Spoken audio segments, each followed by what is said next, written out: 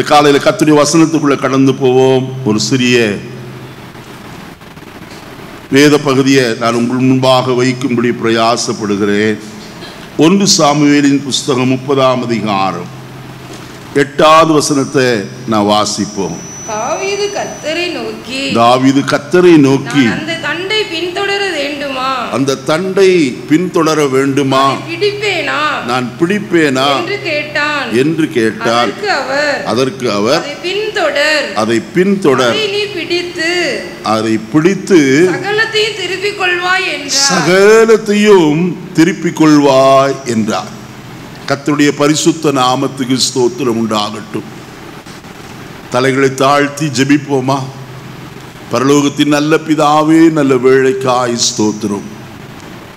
இந்த நல்ல நாளிலும் நீர் எங்கள் மத்தியில் இருக்கிறீர், எங்கள் மத்தியில் நீர் கிரியை செய்கிறீராய் ஸ்தோத்திரம். இப்பொழுதும் வார்த்தைகளை தந்தவர் நீர் ஐயா. எங்களோடு நீர் பேச வேண்டும் என்று நாங்கள் ஜெபிக்கிறோம். உம்முடைய வசனங்கள் ஆவியாயும் ஜீவனாயும் இருக்கிறது. இந்த நாளில் ஒவ்வொருடைய வாழ்க்கைக்குள்ளே இந்த வசனங்கள் பிரவேசித்து ஒரு பெரிய மாற்றத்தை இந்த நாட்களில் ஏற்படுத்த வேண்டும் என்று நாங்கள் ஜெபிக்கிறோம். நாங்கள் விரும்புகிற மாற்றம் அல்ல ஆண்டவரே, நீர் எப்படி எங்களை மாற்ற விரும்புகிறீரோ, எப்படி எங்களை உருவாக்க வணைய விரும்புகிறீரோ, அதற்கு எங்களை அர்ப்பணித்து உங்களுடைய கரத்தில் கொடுக்கிற ஐயா. உங்களுடைய வசனம் ஆவியாயும் ஜீவனாயும் இருக்கிறது. அது வெறுமையாய் என்னிடத்திற்கு திரும்பி வராது என்று சொல்லி இருக்கிறீர். எங்கள் சுவிசேஷம் வசனத்தோடு மாத்திரமல்லது வல்லமையோடு பரிசுத்தாவியோடு முழு நிச்சயத்தோடு உங்களிடத்தில் வந்ததே என்று எழுதப்பட்டிருக்கிறது. இன்றைக்கு அந்த வார்த்தை முழு நிச்சயத்தோடு புறப்பட்டு வரட்டும். எங்களில் செய்ய வேண்டிய காரியத்தை செய்யும்படி அர்ப்பணிக்கிறோம். அடியேனையும் மறைத்துக் கொள்ளும். வசனத்தின் வாசல்களை திறந்து தாரும். வரவேண்டிய துரிதமாய் கொண்டு வாரும். மீட்பர் நாமத்தில் வேண்டுகிறோம் நல்ல பிதாவே, ஆமென். வசனத்தை மறுபடியும் வாசிப்போம்.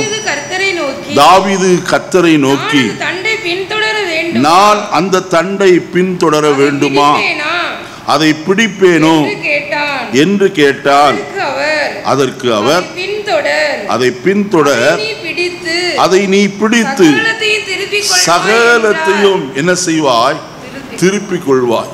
அமலேக்கியர் தாவீதும் அவனோடு கூட ஏறக்குறைய 600 பேரும் அவருடைய மனைவிகளும் அவருடைய பெற்றோரும் காணப்படுகிற சிக்லாக் என்கிற பட்டணத்திற்கு வந்து சகலவற்றையும் பிடித்து கொண்டு போய்விட்டார்கள்.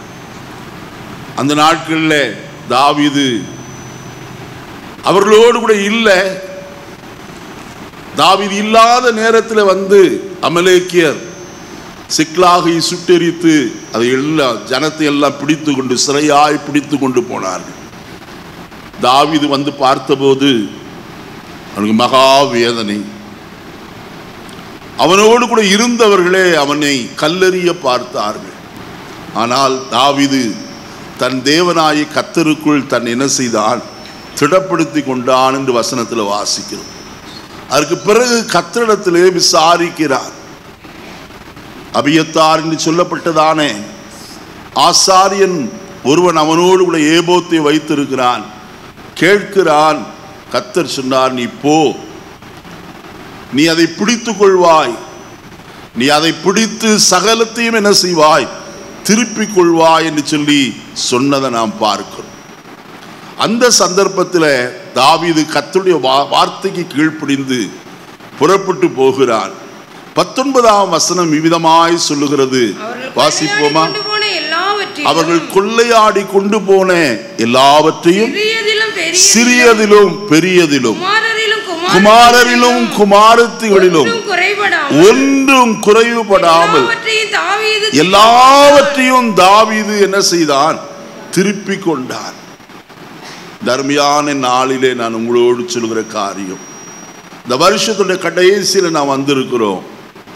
எதையாக இழந்து போயிருப்போமானால் நிச்சயம் நம்மோடு கூட கர்த்தர் பேசுகிற ஒரு வார்த்தை, நீ சகலத்தையும் என்ன செய்வாய், திருப்பிக் கொள்வாய். காரணம் கர்த்தருடைய வார்த்தை அது பொய் உரையாத வார்த்தை. எவ்வளவேனும் பொய் சொல்லாத கர்த்தரைத்தான் நீங்களும் நானும் ஆராதிக்கிறோம். அவருடைய வார்த்தையின் கீழ்ப்படுகிற எந்த மனுஷருக்கும் கர்த்தர் அப்படியே செய்ய வல்லவராயிருக்கிறார். இங்க வசனத்தில் சொல்லப்பட்டிருக்கிறதே 19வது வசனத்தில், ஒன்றும் குறைவுபடாமல் எல்லாவற்றையும் என்ன செய்தானா? திருப்பி கொண்டார். இந்த வருஷத்தின் ஆரம்பத்தில் நாம் எதை இழந்து போனோம்? நாம் அதை இந்த வருஷத்துடைய கடைசி நாட்களிலே திருப்பி கொள்ள வேண்டியது அவசியமான ஒரு காரியம். 3 காரியங்களை இந்த காலை வேளையிலே உங்கள் முன்பாக நான் வைக்க பிரயாசப்படுகிறேன். கர்த்தர் அனுமதிப்பாரனால் 3ஐயும் நாம் கேட்கலாம். இல்லாவிட்டால் 1 அல்லது 2 நான் நேரத்தை கணக்கிட்டு உங்களோடு கூட பேசும்படியாய் நான் விரும்புகிறேன். அதுக்கு ஆதாரமாக 1 நாளாகமத்தின் புஸ்தகம் 13ஆம் அதிகாரம் 3வது வசனத்தை வாசிக்கலாம். 1 நாளாகமம் 13ஆம் அதிகாரம் 3வது வசனம். நமது தேவனுடைய பெட்டியை திரும்ப நம்மிடத்திற்கு கொண்டு வருவோமாக. சவுலின் நாட்களில் அதை தேடாதே போனோம். நன்றாய் கவனியுங்கள். வசனம் இவ்விதமாய் சொல்கிறது, நமது தேவனுடைய பெட்டியை திரும்ப நம்மிடத்திற்கு என்ன செய்வோம்? கொண்டு வருவோம். சவுலின் நாட்களில் அதை என்ன செய்யாமற் போனோம்? தேடாமற் போனோம். அருமையான கர்த்தருடைய ஜனமே, தேவன் தான் ஆசரிப்பு கூடாரத்தை உண்டாக்கும்படிக்கு சொன்னவர். யாத்ராகமத்தின் புஸ்தகம் 25ஆம் அதிகாரம் 8ஆம் வசனத்தில் வாசிக்கும் போது வசனம் சொல்லுகிறது இப்படியாக,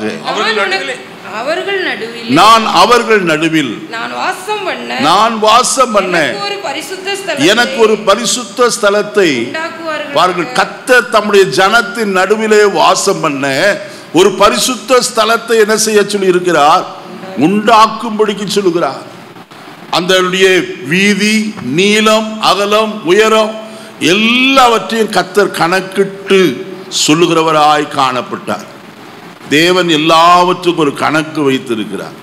நோவாவின் பேழை இவ்வளவு நீளம், இவ்வளவு உயரம், இத்தனை அடி இல்லை ஜன்னல் கதவு இருக்க வேண்டும் என்று எல்லாவற்றையும் கர்த்தர் நேர்த்தியாய் சொன்னார். நோவா அப்படியே செய்து முடித்ததை நான் வாசிக்கிறோம். இங்கே கர்த்தர் மோசேக்கு கட்டளையிட்டார், அப்படியே மோசே செய்து முடித்தான் என்று கர்த்தருடைய வசனத்தில் பார்க்கலாம். ஆசரிப்பு கூடாரத்தை கர்த்தர் செய்யும்படிக்கு மோசேக்கு கட்டளை கொடுத்து அதனுடைய மாதிரியை மலையிலே காண்பித்தார். மலையிலே உனக்கு காண்பிக்கப்பட்ட மாதிரியின்படியே நீ செய்வாயாக. ஆசரிப்பு கூடாரத்தில் இருக்க வேண்டிய பனிமுட்டுகள் எல்லாவற்றையும் குறித்து கர்த்தர் அவனோடு கூட பேசினார். சகலமும் செய்யப்பட்டது. அதில் விசேஷித்த ஒரு பெட்டி எதுவென்று சொன்னால் உடன்படிக்கை பெட்டி. அதே 25ஆம் அதிகாரம் 22வது வசனத்திலிருந்து வாசிக்கிற வேளையில, அங்கே நான் உன்னை சந்திப்பேன், கிருபாசனத்தின் மீதிலும் சாட்சி பெட்டியின் மேல் நிற்கும் 2 கேருபீன்களின் நடுவில் இருந்து நான் இஸ்ரவேல் புத்திரருக்காக உனக்கு கற்பிக்க போகிறவர்கள் எல்லாம் உன்னோடே சொல்லுவேன்.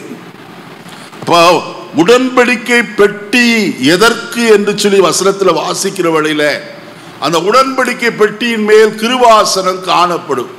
அந்த கிருபாசனத்தின் மேலே தங்கள் செட்டைகளை விரித்து காணப்படுகிற 2 கேருபீன்கள் உண்டாயிருக்கும். அந்த கேருபீன்களின் நடுவில் இருந்துதான் கர்த்தர் மோசையோடு என்ன செய்கிறவர்? பேசுகிறவராய் காணப்படுவார். அப்பொழுது தேவ சமூகம் அந்த கூடாரத்தில் என்ன செய்யும்? இறங்கி இருக்கும். அருமையானவர்களே, உடன்படிக்கை பெட்டி தேவனுடைய சமூகத்தை காட்டுகிறதா இருக்கிறது. அது நமக்கு வேண்டிய ஆலோசனையை அருளி செய்யுங்கிற ஒரு இடம் என்று சொன்னால் அது உடன்படிக்கை பெட்டி இருக்கிற இடம்தான். சங்கீதக்காரனாகிய தாவீது சொன்னாரே 32ஆம் சங்கீதம் 8வது வசனத்தில், நான் உனக்கு போதித்து நீ நடக்க வேண்டிய வழியை உனக்கு காட்டுவேன், உன்மேலும் கண்ணை வைத்து உனக்கு ஆலோசனை சொல்வேன். கர்த்தர் ஆலோசனை கர்த்தராயிருக்கிறார். இந்த கிறிஸ்துமஸ் நாட்களிலே ஏசாயா 9:6 வாசிக்கிறோம், அவர் ஆலோசனை கர்த்தர் என்று சொல்லி. ஏசாயா 28:28 கடைசி வசனத்தில் அவர் ஆலோசனையில் ஆச்சரியமானவர் என்று எழுதப்பட்டிருக்கிறது. அருமையானவர்களே, அவருக்கு ஒருவரும் ஆலோசனை சொல்ல வேண்டியதில்லை. அவருடைய ஆலோசனை எந்த மனுஷன் கேட்கிறானோ அந்த மனுஷன் ஆசீர்வதிக்கப்படுகிறவனாய் காணப்படுவான். நீதிமொழிகளின் புஸ்தகத்தில் நான் வாசிக்கும் போது 1ஆம் அதிகாரத்தில் இவ்விதமாய் ஒரு வார்த்தை எழுதப்பட்டிருக்கிறத நாம் பார்க்க முடியும். 29-30 வசனங்களை பாருங்கள். அவர்கள் அறிவை வெறுத்தார்கள், கர்த்தருக்கு பயப்படுதலை தெரிந்து கொள்ளாமற் போனார்கள். என் ஆலோசனையை அவர்கள் என்ன செய்யல, விரும்பவே இல்லை. இன்னைக்கு தேவ ஆலோசனையை பார்க்கிறோம், மனுஷனுடைய ஆலோசனையை தான் அதிகமாய் விரும்புகிறார்கள். லூக்கா 7ஆம் அதிகாரம் 29-30 வசனங்களை வாசிக்கிற வேளையில பரிசேயரும் நியாயசாஸ்திரிகளுமோ என்றால் அவனாலே ஞானஸ்நானம் பெறாதபடிக்கு தங்களுக்கு கேடுண்டாக தேவனுடைய ஆலோசனை என்ன செய்தார்கள், தள்ளிவிட்டார்கள். தேவ ஆலோசனை எவ்வளவு மேன்மையானது தெரியுமா? தாவீது கர்த்தரிடத்தில் ஆலோசனை கேட்டான், நான் போகலாமா போகக்கூடாதா? கர்த்தர் சொன்னார், போ, நீ எல்லாவற்றையும் என்ன செய்வாய், திருப்பிக் கொள்வாய் என்று சொன்னார். அந்த ஆலோசனை நமக்கு இந்த நாட்களில் தேவையாயிருக்கிறது. மனுஷிக ஆலோசனை அல்ல. அருமையானே, மனுஷ ஆலோசனையை கேட்டு ஒருவன் ராஜ்யபாரத்தையே இழந்து போனதை வேதத்தில் வாசிக்க முடியும். அருமையானே, சாலமோனுக்கு பிறகு அவனுடைய குமாரனாகிய ரெகோபெயாம் அரசாட்சிக்கு கடந்து வந்தான். ஜனங்கள் எல்லாரும் அவனிடத்தில் வந்து சொன்னார்கள், உம்முடைய தகப்பனாய சாலமோன் எங்களுக்கு அதிகமான பாரத்தை சுமத்தினார், அது எங்களால் தாங்க முடியாத பாரமாயிருந்தது, நீரோ அந்த பாரத்தை என்ன செய்யும், லகுவாக்கும் என்று சொன்னார்கள். ஆனால் அவன் செய்த காரியம், சாலமோனோடு காணப்பட்ட முதியோரிடத்தில் ஆலோசனை கேட்டான். அவர்கள் நல்ல ஆலோசனை சொன்னார்கள். ஆனால் அவன் அதை ஒரு புறத்தில் தள்ளி வைத்து விட்டு தன்னோடு வளர்ந்த வாலிபரிடத்திலே ஆலோசனை கேட்டான். அவர்கள் தீதான ஆலோசனை சொன்னார்கள். நடந்தது என்ன? வசனத்தில் வாசிக்கிறோம், ராஜ்யபாரம் பிரிந்து போயிற்று. இஸ்ரவேல் என்கிற ஒரு ராஜ்யபாரம் தனியாய் வந்தது, யூதாவின் ராஜ்யம் ஒரு பக்கம் வந்தது. பிரிவினைக்கு காரணம் என்ன? ஆலோசனையை அலட்சியம் பண்ணினது. என்னை கேட்கிற கர்த்தருடைய பிள்ளைகளே, தாவீதுக்கு ஒரு பிள்ளையாண்டான் ஒருவன் இருந்தான். அவன் அப்சலோமின் தமக்கையின் மேல் ஆசை கொண்டு அவன் மிகவும் மெலிந்து போகிறவனாய் காணப்பட்டான். அந்த சந்தர்ப்பத்தில் அம்னோன் என்று சொல்லப்பட்டதான ஒருவன் இருந்தான். அவனிடத்தில் ஆலோசனை கேட்டான். அவன் சொல்ல ஆலோசனையை கேட்டு அவனுடைய வாழ்க்கை நஷ்டமாகி போயுள்ளது. இந்த காலையிலே நாம் யாரோடு ஆலோசனை கேட்கிறோம்? கர்த்தரிடத்தில் ஆலோசனை கேட்கிறோமா? இந்த வசனத்தில் என்ன வாசிக்கிறதான காரியம், சவுலின் நாட்களில் அதை தேடாமற் போனோம், அலட்சியம் பண்ணிவிட்டோம், தேவ சமூகத்தை விரும்பவில்லை. அருமையானே, ஆதாமிடத்தில் கர்த்தர் குளிர்ச்சியான வேளையிலே வந்தார். ஆதாமே, நீ எங்கே இருக்கிறாய் என்று கேட்டார். ஆதாம் சொன்னார், ஆண்டவரே, உம்முடைய சத்தத்தை தோட்டத்திலே கேட்டு நான் என்ன செய்து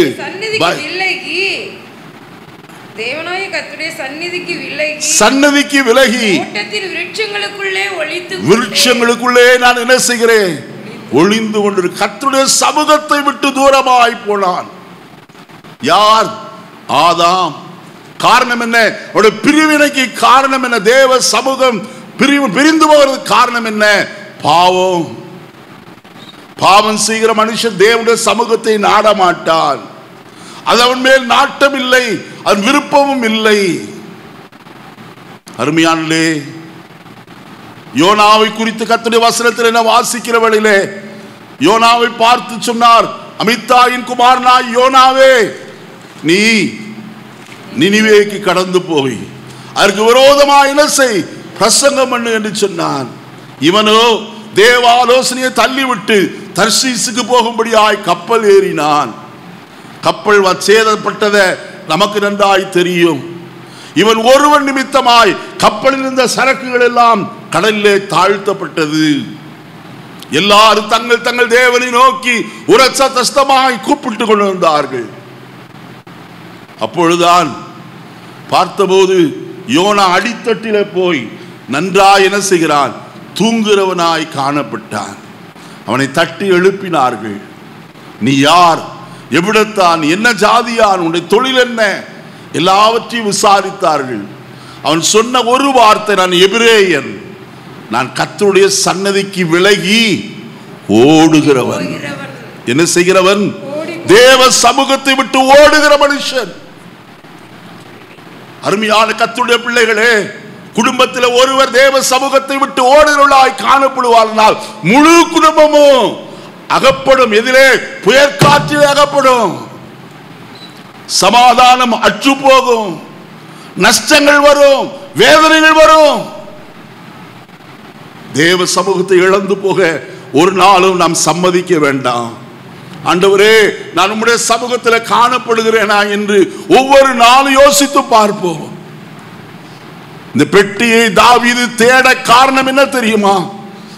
ஒன்று நாளாகமத்தின் புஸ்தகம் 13ஆம் அதிகாரம் 5வது வசனத்தில் நான் வாசிக்கும் போது வசனம் இப்படி சொல்லுகிறது, அப்படியே தேவனுடைய பெட்டியை கீரியாத் யாரீமிலிருந்து கொண்டு வரும்படி தாவீது எகிப்து தேசத்தை சேர்ந்த சீகோர் நதி துவக்கி ஆமாத்தின் எல்லை மட்டும் உள்ள எல்லாரையும் கூட்டினான். எதற்கு? தேவனுடைய பெட்டியை கொண்டு வரும்படிக்கு, திரும்ப அதன் ஸ்தானத்திற்கு கொண்டு வரும்படிக்கு. அருமையானே, ஒன்றை அறிய வேண்டும். 1 சாமுவேலின் புஸ்தகம் 7ஆம் அதிகாரம் 1 வசனத்தை வாசிக்கிற வேளையில 1 சாமுவேல் 7ஆம் அதிகாரம் 1 வசனம், கீரியாத் யாரீமின் மனுஷர் வந்து கர்த்தருடைய பெட்டியை எடுத்து மேட்டின் மேல் இருக்கிற அபினதாவின் வீட்டிலே கொண்டு வந்து வைத்து கர்த்தருடைய பெட்டியை காக்கும்படிக்கு அவனுடைய குமாரனாகிய எலெயாசாரை பாருங்கள். பெட்டி தொலைந்து போக காரணம் யார்? ஆசாரியன். யார்? அருமையானே, வனாந்திரத்தில் பிரயாணப்பட்டு இப்பொழுது அவர்கள் எல்லாரும் வாக்குத்தத்தத்தின் தேசத்திற்கு வந்து சேர்ந்து விட்டார்கள். யோசுவாவின் புஸ்தகம் 18ஆம் அதிகாரம் 1 வசனத்தை வாசிக்கலாம். நான் சரித்திரத்தை கொஞ்சம் சொல்லிவிட்டு அப்புறம் வருகிறேன். இஸ்ரவேல் புத்திரர் சபையெல்லாம் சீலோவிலே கூடி அங்கே ஆசரிப்பு கூடாரத்தை என்ன செய்தார்கள்? கட்டிவிட்டார்கள். இதுவரைக்கும் ஆசரிப்பு கூடாரம் ஒரு இடத்துல நிலையாய் நிற்கவே இல்லை. 40 ஆண்டு காலமும் இஸ்ரவேலர் இந்த பெட்டியை சுமந்து கொண்டே எங்கே அதிக நாட்கள் தங்குமோ அங்கே கூடாரத்தை போட்டுக் கொள்வார்கள். கர்த்தருடைய மேகம் எழும்பும் போது கூடாரத்தை பெயர்த்து கொண்டு அவர்கள் போகிறவர்களாய் காணப்படுவார்கள். ஆயினாத்தான் தாவீது சொல்லும் போது அவன் இவ்விதமாய் மோசே சொன்ன வார்த்தையை சுட்டி காட்டுகிறவனாய் காணப்படுகிறான். வாசிப்போமா? சங்கீதம் 132 8வது வசனத்தை வாசிப்போம். 132ஆம் சங்கீதம் 8வது வசனம், கர்த்தாவே உமது வல்லமை விளங்கும் பெட்டியுடன் நீர் உமது தாவர ஸ்தலத்திலிருந்து என்ன செய்வீராக? எழுந்தருளுவீராக. அது எப்படிப்பட்ட பெட்டியாம்? வல்லமை விளங்கும் பெட்டியாய் அது காணப்படுகிறது. இது மோசே சொன்னாரா? வாசிப்போம். என்னாகமத்தின் புஸ்தகம் 10ஆம் அதிகாரம் வாசிப்போம். 33வது வசனத்திலிருந்து வாசிக்கலாம். அவர்கள் பர்வதத்தை விட்டு அவர்கள் கர்த்தருடைய பர்வதத்தை விட்டு 3 நாள் பிரயாணம் போனார்கள். 3 நாள் பிரயாணத்திலும் கர்த்தருடைய உடன்படிக்கை பெட்டி அவர்களுக்கு இளைப்பாறும் ஸ்தலத்தை தேடி காட்டும்படி. ஹல்லேலூயா. கர்த்தருடைய உடன்படிக்கை பெட்டி எதற்கையா? கர்த்தருடைய சமூகம் எதற்கு? இளைப்பாறும் ஸ்தலத்தை அவர்களுக்கு என்ன செய்யும்படிக்கு?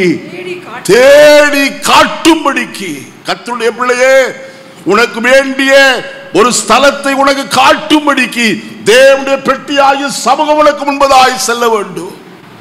ஆயினத்தான் மோசே சொல்லும் போது சொன்னார், உம்முடைய சமூகம் எனக்கு முன்னாய் செல்லாவிட்டால் நீர் என்னை இவ்விடத்தில் என்ன செய்ய வேண்டாம், கொண்டே போக வேண்டாயா. ஒவ்வொரு நாளும் சொல்லுகிறோமா, உம்முடைய சமூகம் எனக்கு முன்பாக செல்ல வேண்டும் ஐயா. நம்முடைய ஜெபம் அப்படிப்பட்டதாய் காணப்பட வேண்டும். சும்மா சொல்லக்கூடாது, கர்த்தர் என் சமூகம் உனக்கு முன்பாய் செல்லும் என்று சொல்லி வெறும் வார்த்தை அல்ல, அது நம்முடைய ஜெபமாய் காணப்பட வேண்டும். உம்முடைய சமூகம் எனக்கு முன் சென்று எனக்கு இளைப்பாறும் ஸ்தலத்தை என்ன செய்ய வேண்டையா? காட்ட வேண்டுமே. அடுத்த வசனத்தை வாசிப்போமானால் வசனம் சொல்கிறது, மோசே சொல்கிறார், அவர் பாளையத்திலிருந்து பிரயாணம் போகிற போது கர்த்தருடைய மேகம் பகலில் அவர்கள் மேல் தங்கி இருந்தது. பெட்டியானது புறப்படும் போது மோசே, கர்த்தாவே எழுந்தருளும், சத்துருக்கள் என்ன செய்வார்களாக? யாருடைய சத்துருக்கள்? கர்த்தருடைய உம்முடைய சத்துருக்கள் என்று எழுதப்பட்டிருக்கிறது. நீ ஒரு வாசனத்தை நன்றாய் வாசிக்கணும். வாசிப்போம். யாத்ராகமத்தின் புஸ்தகம், யாத்ராகமத்தின் புஸ்தகம் 23ஆம் அதிகாரம், 23ஆம் அதிகாரம் வாசிப்போமா? 22வது வசனம். நீ அவர் வாக்கை நன்றாய் கேட்டு நான் சொல்வது எல்லாம் செய்வாயாக. உன் சத்துருக்களுக்கு நான் சத்துருவாயும் உன் விரோதிகளுக்கு நான் யாராயிருப்பேன். கர்த்தருடைய பிள்ளைகளே, நீங்க விரோதிக்கிற, உங்களை விரோதிக்கிறவர்களுக்கு யார் சத்துருவாயிருக்கிறார்? கர்த்தர். நல்லா அறிஞ்சு கொள்ளணும். உங்களை காரணம் இல்லாமல் விரோதிக்கிறார்களா? உங்களை காரணம் இல்லாமல் அவர்கள் சத்துருவா எண்ணுகிறார்களா? நீங்கள் பயப்பட வேண்டிய அவசியமே இல்லை. ஆண்டவரே, உங்களுடைய சமூகம் என்னோடு கூட இருக்கட்டும். ஏன் சொல்லுகிறேன்? கர்த்தருடைய வசனம் சொல்லுகிறது, அவருடைய வார்த்தையை கவனமாய் கேட்டு நான் சொல்வதையெல்லாம் நீங்கள் செய்வீர்களானால் நான் உன் சத்துருக்களுக்கு யாராயிருப்பேன்? நான் சத்துருவாய், உன் விரோதிகளுக்கு நான் விரோதியாயிருப்பேன். நம்ம போய் விரோதம் பண்ண வேண்டிய அவசியம் இல்லை. கோர்ட்டுக்கும் கச்சேரிக்கு ஏற வேண்டிய அவசியம் இல்லை. அல்லது வேற யாரையாயும் தேட வேண்டிய அவசியம் இல்லை. கர்த்தருடைய சமூகத்தில் வந்து கர்த்தரை பார்ப்போமானால், அவருடைய சமூகத்தில் நம்முடைய பாரத்தை இறக்கி வைப்போமானால், இந்த காலைவேளையிலே சொல்லுகிறேன், உன்னுடைய சத்துருவுக்கு கர்த்தர் சத்துருவாய் மாறுவார். உன்னுடைய விரோதிகளுக்கு கர்த்தர் விரோதியாய் மாறுவார். ஆயினத்தங்க வசனத்தில் சொல்லப்பட்டிருக்கிறது, உம்முடைய சத்துருக்கள் சிதறடிக்கப்படுவார்களாக, உம்மை பகைக்கிறவர்கள் உமக்கு முன்பாக என்ன செய்வார்களாக? ஓடி போவார்களாக என்று சொல்லப்பட்டிருக்கிறது. தாவீது இந்த வார்த்தையை பிடித்து கொண்டான். அவன் ஜெபிக்கும் போது ஜெபிக்கிறான். 68ஆம் சங்கீதம் 1வது வசனத்தை வாசிப்போமா? 68ஆம் சங்கீதம் 1 வசனம்.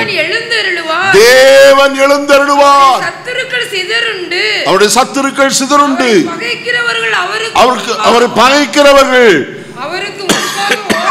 அவருக்கு முன்பாக என்ன செய்வார்களாம்? ஓடி போவார்கள் என்று கர்த்தருடைய வசனம் சொல்லுகிறதை நாம் பார்க்கிறோம்.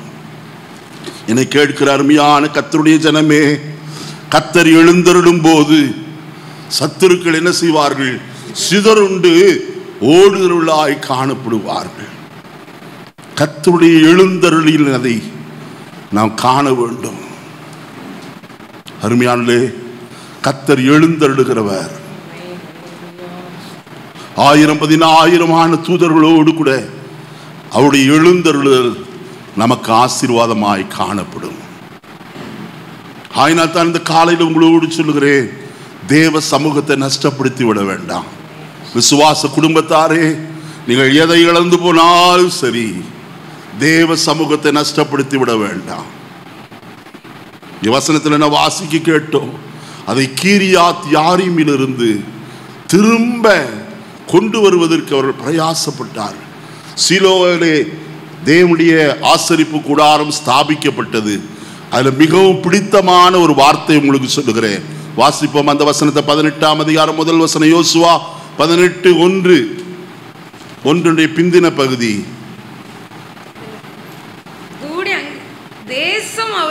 தேசம் அவர்கள் ஹல்லேலூயா ஹல்லேலூயா. கர்த்தருடைய பிள்ளையே, தேவ சமூகம் எங்கே உண்டோ அங்கே தேசம் யாருக்கு சொந்தமாகும்? நமக்கு சொந்தமாகும்.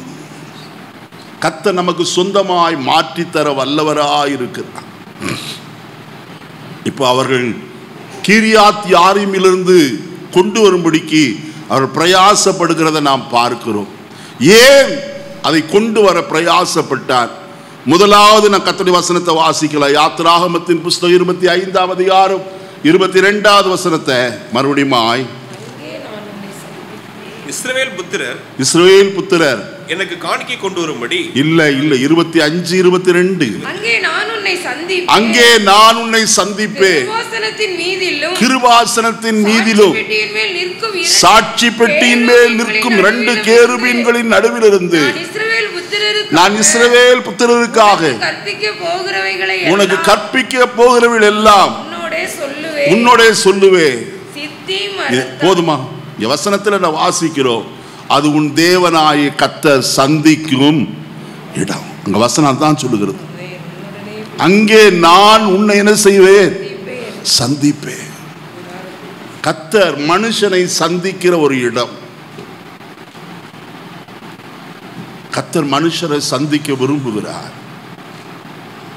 அவருடைய சந்திப்பு ஆச்சரியமானது. ரூத்தின் புஸ்தகம் 1ஆம் அதிகாரம் 6வது வசனத்தை நான் வாசிக்கிற வேளையில வசனம் சொல்லுகிறது, கர்த்தர் தம்முடைய ஜனங்களை சந்தித்து அவர் சந்தித்தால் தான் என்ன கிடைக்கும்? பூவாவே கிடைக்கும். சாப்பாடு வேணுமா? கர்த்தர் சந்திக்கணும் நமக்கு. இஸ்ரவேல் ஜனங்கள் 40 வருஷம் வனாந்திரத்தில் இருந்தார்கள். கர்த்தருடைய வசனம் சொல்லுகிறது, அவர்களுக்கு ஒன்று குறைவாயிருந்தது இல்லை. நெகேமியா 9ஆம் அதிகாரத்தில் சொல்லும் போது, வானத்திலிருந்து மன்னாவை பொரிசிக்க பண்ணி அவர்களுக்கு ஆகாரமாய் கொடுக்கிறவராய் காணப்பட்டார். நேரம் குறைந்தபடினால் நான் சுருக்கமாய் சொல்ல விரும்புகிறேன், கர்த்தர் அவர்களுக்கு ஒன்றும் கொடாமல் இல்லை. அவர்கள் தாக விடாய்த்து இருந்தது இல்லை என்று எழுதப்பட்டிருக்கிறது. நேற்றைய ராத்திரி வேளையில நான் ஒரு வசனத்தை நான் சுட்டி காண்பித்து சங்கீதத்திலிருந்து பேசி கொண்டிருந்தேன்.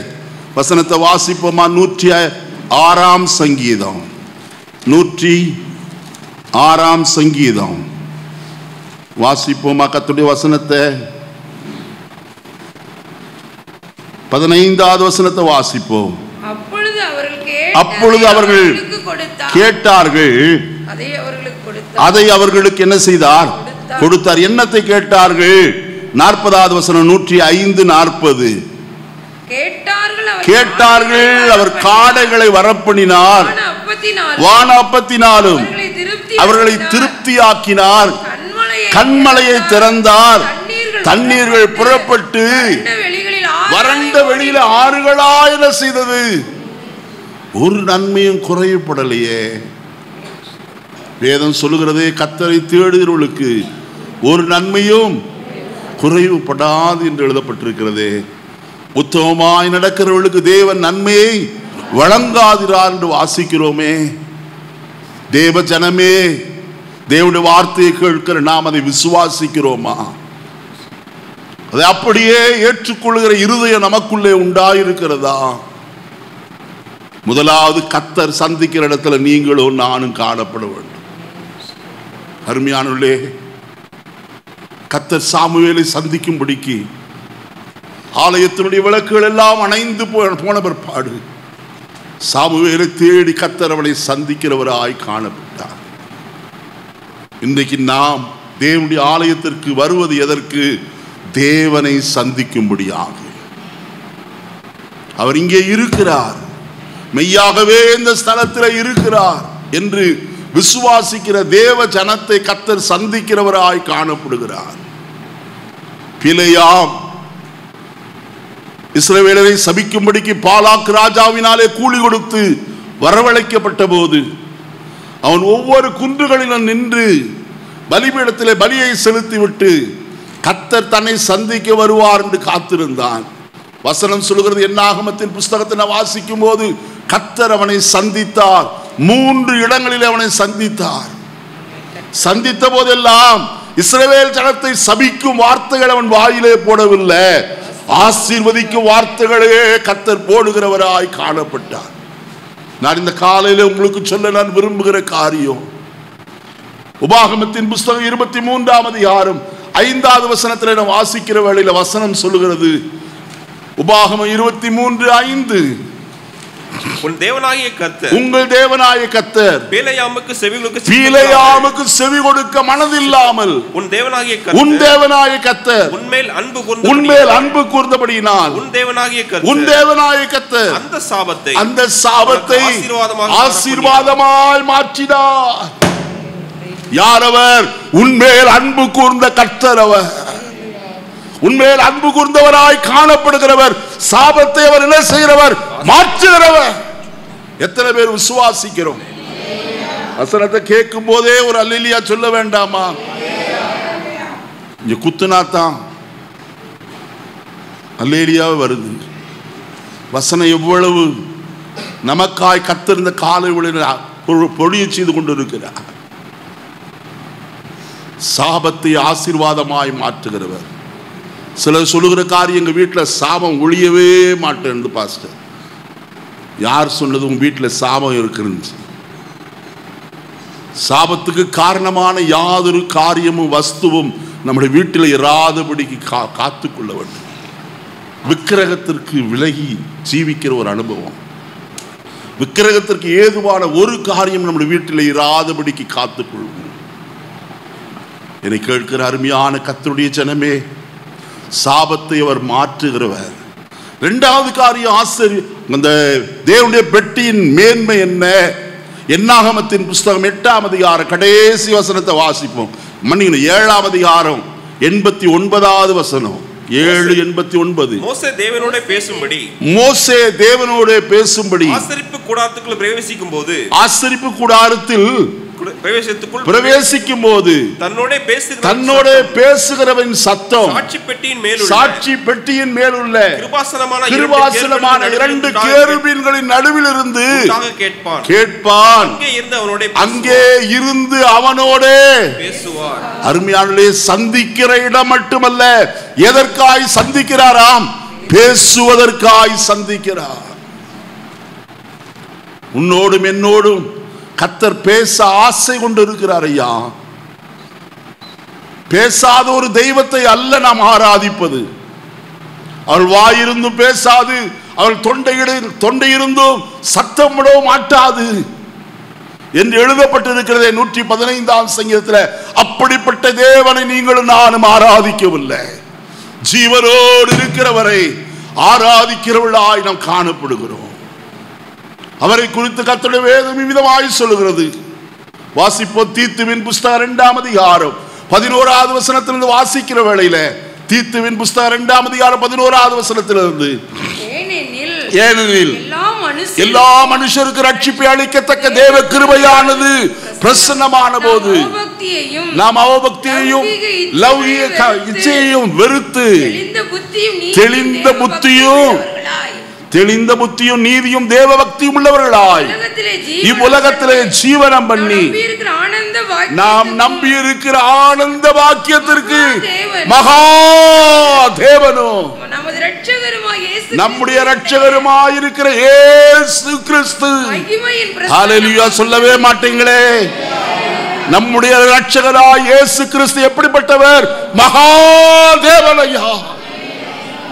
அவருக்கு ஒப்பான தேவன் ஒருவரோ இந்த உலகத்துல இல்லை. அப்படிப்பட்ட மகா தேவனை ஆராதிக்கிற கர்த்தருடைய பிள்ளையே, அவர் உன்னோடு பேச வரும்போது உன் செவியை அடைத்துக் கொள்வது ஏன்? அவருடைய சமூகத்தை தேடாதிருப்பது ஏன்? இந்த வருஷத்துள்ளே ஆரம்ப தொட்டு எத்தனையோ முறை கர்த்தர் உன்னை தேடி வந்து உன்னோடு பேச சித்தம் கொண்டாரே. அவருடைய சத்தத்தை நீ கேட்டாயா? கேட்டு அதன்படி செய்தாயா? அல்லது நம்முடைய சொந்த யோசனைக்கு நம் விருப்பம் தெரிவித்து ஓடுகிறவர்களாய் காணப்படுகிறோமா? யோனாவை போல யாராகிலும் ஓடி இருப்பேன் என்று சொன்னார். இந்த காலை வேளையில் திரும்பி வாருங்கள். கர்த்தருக்கு உங்களை குறித்த ஒரு திட்டம் உண்டு. மனுஷிக திட்டம் அல்லையா, ஒரு மேன்மையான திட்டத்தை உங்கள் மேல் கர்த்தர் வைத்திருக்கிறார். அந்த திட்டம் இந்த வருஷத்துடைய கடைசி நாட்களில் கர்த்தர் உங்களிலே நிறைவேற்ற விரும்புகிறார். எத்தனை பேர் நம்மிலே ஆயத்தமாய் காணப்படுகிறோம்? அவர் பேசுகிற சத்தத்தை நாம் கேட்க வேண்டும். அவருடைய இன்பமான சத்தத்தை கேட்போது உண்மையாகவே அது ஆசீர்வாதமாய் காணப்படும். அவர் பேசுவாரா? ஏசாயா தீர்க்கன் சொல்லும் போது 6ஆம் அதிகாரத்தில் உசியா ராஜா மரணம் அடைந்த வருஷத்துல ஆண்டவர் உயரம் உன்னதமான சிங்காசனத்தின் மேல் வீற்றிருக்க கண்டே. அவரை சுற்றிலும் ஏராளமான தூதர்கள் 2 சட்டைகளால் பறந்து 2 சட்டைகளால் தங்கள் முகத்தை மூடி 2 சட்டைகளால் தங்கள் பாதத்தை மூடிக்கொண்டு ஒருவரை ஒருவர் நோக்கி சேனைகளின் கர்த்தர் பரிசுத்தர் பரிசுத்தர், பூமி அனைத்தும் மகிமையால் நிறைந்திருக்கிறது என்று சொல்லி கூப்பிட்டு கொண்டே இருந்தார்கள். கூப்பிடுகிறவளின் சத்தத்தினால் என்ன செய்ததாம்? வசனம் சொல்லுகிறது, வாசல்களின் நிலைகள் அசைந்தது. ஆலயம் நிறைந்திருந்தது புகையினாலே. அடுத்த வார்த்தையில நாம் வாசிக்கும் போது வசனம் இவ்விதமாய் சொல்லுகிறது, அப்பொழுதுதான் ஏசாயா சொல்லுகிறான், ஐயோ நான் ஹதமானேன், அசுத்த உதடுள்ள மனுஷன், அசுத்த உதடுகளினால அசுத்த உதடுள்ள ஜனங்களின் நடுவில் நான் என்ன செய்கிறேன்? வாசமாயிருக்கிறேன். அப்பொழுதுதான் ஒரு தூதன் குரட்டில நெருப்பு எடுத்து, பலிபீடத்தில் நெருப்பு எடுத்து கொண்டு வந்து அவன் வாயிலே வைத்து சொல்லுகிறான், இதோ இது உன்னை தொட்டதினாலே உன் அசுத்தம் நீங்கி இப்பொழுது என்ன ஆயினாய்? பரிசுத்தமானாய். அடுத்த வசனம் விதமாய் சொல்லுகிறது, பின்பு யாரை நான் அனுப்புவேன்? யார் எனது காரியமாய் போவான் என்கிற ஆண்டவருடைய சத்தத்தை கேட்டமா? ஏசாயா தீர்க்கதரிசி சொல்லுகிறார், யாரை நான் அனுப்புவேன்? யார் என் காரியமாய் போவான் என்கிற ஆண்டவருடைய சத்தத்தை நான் என்ன செய்தேன்? இந்த காலையில் எத்தனை பேர் நம்முடைய கர்த்தருடைய சத்தத்தை கேட்டோம்? ஆண்டவரே, என்னோடு இந்த காலையில் நீர் பேசுனையா. நான் இன்றைக்கு இந்த செய்தியை கொண்டு வருவதற்கு நான் விரும்பவில்லை. நேற்று பகற்காலத்தில் என் இருதயத்தில் ஆழத்தில் ஒரு பெரிய சமாதானம் இல்லாத ஒரு நிலைமை காணப்பட்டது. நான் வேறொரு பிரசங்கத்தை ஆயத்தம் பண்ணி கொண்டு நான் அதற்காய் ஜெபித்து கொண்டிருந்த இந்த வாரம் முழுவதும். ஆனால் நேற்று பகற்காலத்தில் நான் தனிமையாகி அறையில் உட்கார்ந்து ஜெபித்து கொண்டிருந்த வேளையில் கர்த்தருடைய சத்தத்தை நான் கேட்டேன். இதல்ல நீ பேச வேண்டிய வார்த்தை, இந்த வார்த்தையை நீ பேசு என்று சொல்லி கர்த்தர் சொன்னார். அதற்கு பின்பு உட்கார்ந்து என் இருதயத்தின் ஆழத்தில் ஒரு பெரிய தேவ சமாதானம் நிறைந்தது. நான் அதை ஒதுக்கி வைத்து ஆயத்தம் பண்ண பிரசங்கத்தை ஒதுக்கி வைத்து விட்டு இந்த புதிய பிரசங்கத்தை ஆயத்தம் பண்ண ஆரம்பித்தேன். கர்த்தரோடு அதிகமாய் என் நேரத்தை செலவு செய்தேன் ஜெபத்தில். இந்த காலையில் நான் ஒன்று உங்களுக்கு சொல்கிறேன், அதிக பயத்தோடு நடுக்கத்தோடு உங்களுக்கு முன்பாய் தேவ சன்னிதானத்தில் நின்று கொண்டிருக்கிறேன். என்னை கேட்கிற கர்த்தருடைய ஜனமே, நான் சொல்லுகிறது பொய் அல்ல. என்னுடைய மனசாட்சி கர்த்தருக்கு தெரியும். இந்த நாளில் உங்களோடு சொல்லுகிறேன், கர்த்தருடைய சத்தத்தை கேட்டால் நலமாயிருக்கும். சங்கீதக்காரன் சொல்லும்போது அங்கே சொல்லுகிறார், என் ஜனம் எனக்கு செவி கொடுத்து என் வழிகளில் நடந்தால் நலமாயிருக்குமே. என் சத்தத்திற்கு செவி கொடுத்து என் ஜனம் என்னுடைய வழிகளிலே நடந்தால் எப்படி இருக்கும்? நலமாயிருக்கும். யோவான் எழுதின சுவிசேஷம் 10ஆம் அதிகாரத்தில் இயேசு சொல்லும் போது அதை சொல்லுகிறார், என் ஆடுகள் என் சத்தத்திற்கு என்ன செய்யும்? செவி கொடுக்கிறது. நான் அவைகளை என்ன செய்திருக்கிறேன்? அறிந்திருக்கிறேன். அவருடைய சத்தத்தை அறிந்திருக்கிறோமா? சூலமித்தி கதவை அடைத்துக் கொண்டு படுத்து விட்டார். நேசர் மலைகள் மேல் துள்ளியும் குதித்தும் அவர் கடந்து வந்தார். அவர் சொல்லும் போது சொல்கிறார், இதோ இது என் நேசருடைய சத்தம். அவர் மலைகளின் மேல் குதித்தும் மேடுகள் மேல் துள்ளியும் என்ன செய்கிறார்? வருகிறார். வந்து கதவை தட்டுகிறார். உள்ளே இருக்கிற சூலமித்தியாலோ கதவை திறவாதபடிக்கு காணப்பட்டார். அவர் கதவு துவாரத்தின் வழியாய் தமது கையை என்ன செய்தாராம்? நீட்டினாராம். நான் படுத்துக்கொண்ட நான் எப்படி என் வஸ்திரத்தை அழுக்காக்குவேன்? எழுந்திருப்பதற்கு அவ்வளவு சோம்பேறித்தனம். அதற்கு பிறகு நேசரை தேடி தெருக்களின் வழியாய் போகிறார். காவலாளிகளை பிடித்தார்கள். எருசலேமின் குமாரத்திகள் கேட்டார்கள், சூலமித்தியே, உன் நேசர் எதினாலே சிறந்தவர், விசேஷித்தவர், அது எங்களுக்கு சொல்லு. அவர் சொல்லும் போது சொல்லுகிறார், வர்ணனை சொல்லுகிறார், என் நேசர் வெண்மையும் சோப்புமானவர், 10,000 பேர்களிலும் எப்படிப்பட்டவர். ஹல்லேலூயா. என்னை கேட்கிற கர்த்தருடைய ஜனமே, நம்முடைய நேசர் எப்படிப்பட்டவர் என்பதை நாம் அறிந்திருக்க வேண்டும். அவருடைய சத்தத்தை கேட்கிறோமா? 3வது காரியம் கர்த்தருடைய வசனத்தில் வாசிக்கும் போது யோசுவாவின் புஸ்தகம் 3ஆம் அதிகாரம் 15வது வசனத்திலிருந்து வாசிக்கிற வேளையில, அங்கே இஸ்ரவேல் ஜனங்கள் இப்பொழுது யோர்தானை கடந்து போக வேண்டும். யோர்தான் அவர்களுக்கு முன்பதாய் ஓடிக்கொண்டிருக்கிறது. அதுவும் எப்படி போகிறதாம்? அறுப்பு காலம் முழுவதும் கரை புரண்டு ஓடுகிற ஒரு யோர்தான். இந்த யோர்தானை கடக்க வேண்டும். கர்த்தர் அவர்களுக்கு ஆலோசனை சொன்னார். உடன்படிக்கை பெட்டியை சுமக்கிற ஆசாரியர்கள் அவருடைய உள்ள பெட்டியை சுமந்து கொண்டு யோர்தானின் தண்ணீரிலே அவருடைய கால் பட்டால் போதும். என்ன நடக்கும்? மேலே இருந்து ஓடி வருகிற யோர்தானின் தண்ணீர் ஓடாமல் ஒரே குவியலாய் நிற்கும். கர்த்தருடைய பிள்ளையே, உனக்கு விரோதமாய் யோர்தான் பிரவாகித்து வருகிறதா? நீ அழிந்து போவாய் என்று சொல்லி நீ நினைத்துக் கொண்டிருக்கிறாயா? உடன்படிக்கை பெட்டியாகிய தேவ சமூகம் உன்னோடு இருக்குமானால் எவ்வளவு சீறி வருகிற வெள்ளமோ தானாய் குவியலாய் நிற்க கர்த்தராலே ஆகும். கர்த்தரை செய்ய வல்லவர். தேவ சமூகத்தை யார் ஒவ்வொரு நாளும் சுமக்கிறவர்களாய் காணப்படுகிறார்களோ அவருடைய வாழ்க்கை முழுவதும் அற்புதங்களால் நிறைந்திருக்கும். என்றால் அது தேவனுடைய சட்டமாய் காணப்படுகிறது. வாசிப்போமா? உபாகமத்தின் புஸ்தகம் 10ஆம் அதிகாரம் 8வது வசனத்தை வாசிப்போமா? உபாகமத்தின் புஸ்தகம் 10ஆம் அதிகாரம் 8வது வசனம். அக்காலத்தில் கர்த்தருடைய உடன்படிக்கை பெட்டியை சுமப்பதற்கு என்று எழுதப்பட்டிருக்கிறது.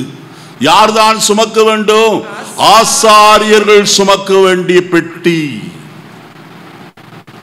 பழைய ஏற்பாட்டு நாட்களில் லேவி கோத்திரத்திலே இருந்து ஆசாரியன் பிரிக்கப்பட்டான்.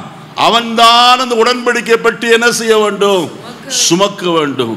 ஆனால் புதிய ஏற்பாட்டுக்குள்ளே வரும்போது கர்த்தருடைய வேதம் சொல்கிறது, நீங்களோ உங்களை அந்தகாரத்திலிருந்து தம்முடைய ஆச்சரியமான ஒளியினிடத்திற்கு வரவழைத்தவருடைய புண்ணியங்களை அறிவிக்கும்படிக்கு தெரிந்து கொள்ளப்பட்ட சந்ததியாயும் ராஜரீகமான ஆசாரிய கூட்டமாயும் இருக்கிறீர்கள். அருமையானவர்களே, அவருக்கு மற்றதெல்லாம் யாருமா வாசிக்கிறது? பரிசுத்த ஜாதியாயும் அவருக்கு சொந்தமான ஜனமாயும் இருக்கிறீர்கள். நீங்க யாரு? அவருக்கு ஆசாரிய கூட்டமாய், ராஜரீக ஆசாரிய கூட்டமாய் இருக்கிறீர்கள். இந்த காலையில அருமையான கர்த்தருடைய பிள்ளையே, உன்மேல் தான் கர்த்தருடைய பெட்டியாகிய தேவ சமூகம் காணப்படுகிறது. அதை சுமக்கிறாயா? ஒவ்வொரு நாளும் தேவ சமூகத்தை சுமக்க பழகிற மனுஷர் ஒரு நாள் வெட்கப்பட்டு போவதில்லை. அவர்களுக்கு முன்பதாய் யோர்தான் புரண்டு வந்தாலும் அது குவியலாய் நிற்கும். அடுத்தபடியாய் கர்த்தருடைய வசனத்தை வாசிக்கும் போது யோசுவா 6ஆம் அதிகாரத்தில் எரியோ அவர்களுக்கு முன்னேறி போக கூடாதபடிக்கு தடையாய் காணப்பட்டது. எரியோவின் வாசல் அடைக்கப்பட்டிருந்தது. உள்ளே போகிறவனும் இல்லை, வெளியே வருகிறவனும் இல்லை. அடைக்கப்பட்ட எரியோ. இஸ்ரவேல் ஜனத்தினுடைய ஆசாரியர்கள் உடன்படிக்கை பெட்டியை எடுத்துக்கொண்டு ஒவ்வொரு நாளும் ஒவ்வொரு முறை சுற்றினார்கள். 7வது நாளிலே 7 முறை சுற்றி 7வது முறை சுற்றி வரும்போது ஆர்ப்பரியுங்கள் என்று சொன்னார்கள். நடந்த காரியம், எரியோவின் கோட்டை என்ன செய்தது? தாழ விழுந்தது. இந்த காலை வழியிலே உன் பிசினஸ்ல முன்னேற்றம் இல்லாதபடிக்கு, உன் வாழ்க்கையில முன்னேற முடியாதபடிக்கு, உன் ஜீவிதத்துல ஆரோக்கியம் இல்லாதபடிக்கு நீ காணப்படுகிற எரியோவின் தடைகள் காணப்படுகிறதே, உன் தேவனுடைய சமூகத்தை நீ சுமப்பாயானால் எரியோ தாழ விழும். நிச்சயமாய் கர்த்தரை செய்ய வல்லவராய் இருக்கிறார். விளையாட்டுகளை சொல்லல, கர்த்தருடைய வார்த்தையை கர்த்தருடைய ஊழியக்காரனாய் சொல்லுகிறேன். தேவனால் அபிஷேகம் பெற்றவனாய் உங்களுக்கு முன்பதாக இந்த வார்த்தையை சொல்லிக் கொண்டிருக்கிறேன். தேவன் எல்லாவற்றையும் தாழ்த்தி போட அவராலே மாத்திரமே முடியும். எரிகோ வீழ்ந்தது. அடுத்து 1 சாமுவேலின் புஸ்தகம் 5ஆம் அதிகாரத்தில் வசனத்தை வாசிக்க வேண்டாம், நானே சொல்கிறேன். 1ஆம் அதிகாரத்திலிருந்து இஸ்ரவேல் ஜனங்கள் விரோதமாய் பெலிஸ்தர் யுத்தத்திற்கு வந்தார்கள்.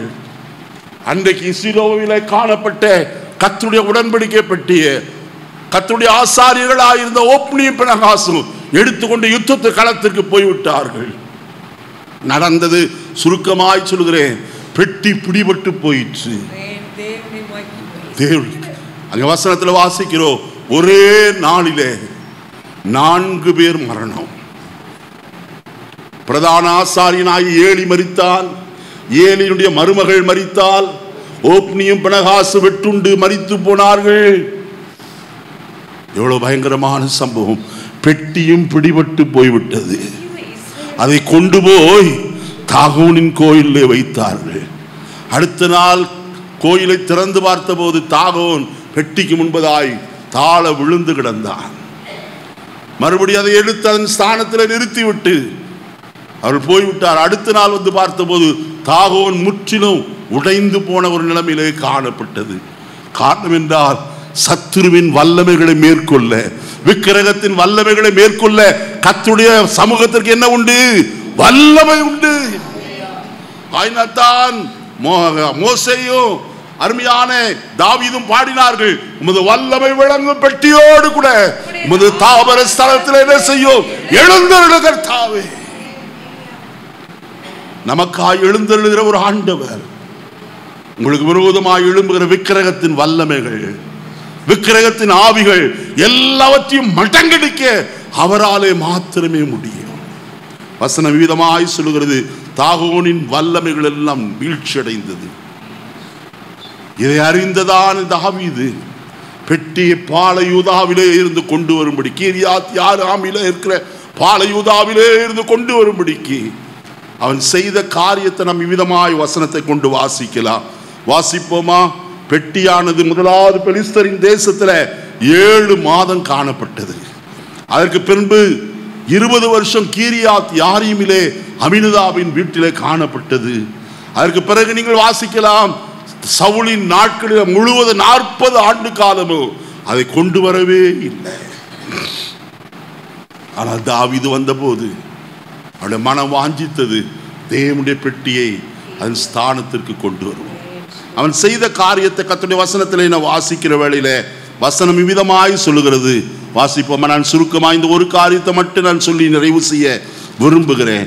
2 சாமுவேலின் புஸ்தகம் 6ஆம் அதிகாரம் 1 வசனத்தை வாசிப்போம். பின்பு தாவீது இஸ்ரவேலர் எல்லாருக்குள்ளும் தெரிந்து கொள்ளப்பட்ட 30,000 பேரை கூட்டினான். அவர்கள் எல்லாரும் யார் தெரியுமா?